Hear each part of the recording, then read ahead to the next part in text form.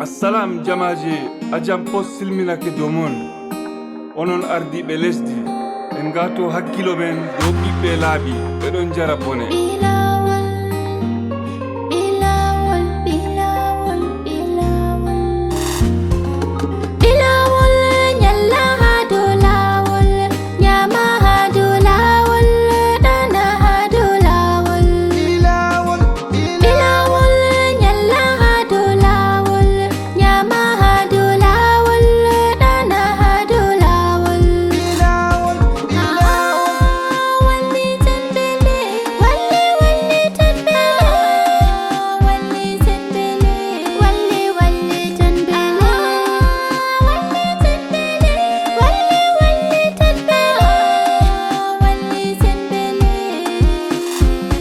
Dum derdiraɓe men den bo ɗum ɓiɓɓe wayla en balla ɓe Allahu bo enda en ardiɓe lesdi tawn coma don leydi maɓɓe taɓe yesita.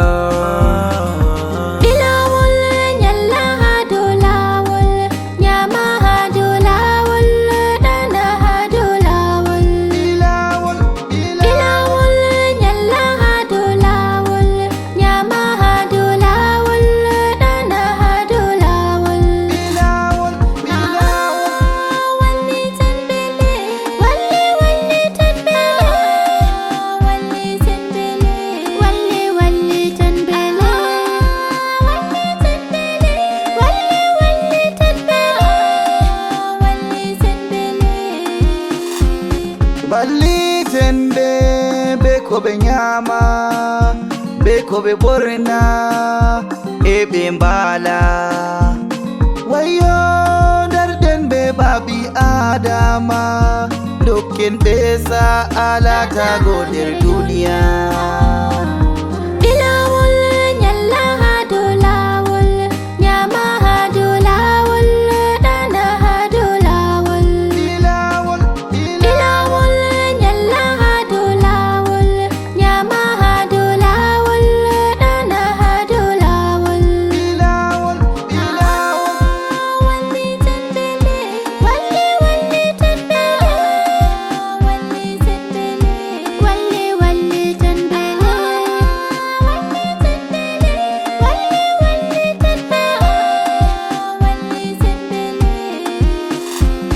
Jamaje da ajam post do wolwana en do ɓiɓɓe laaɓi en fume ɗum ɓiɓɓe meɗen se portanoɗen ɓe ngam ɗum sanji.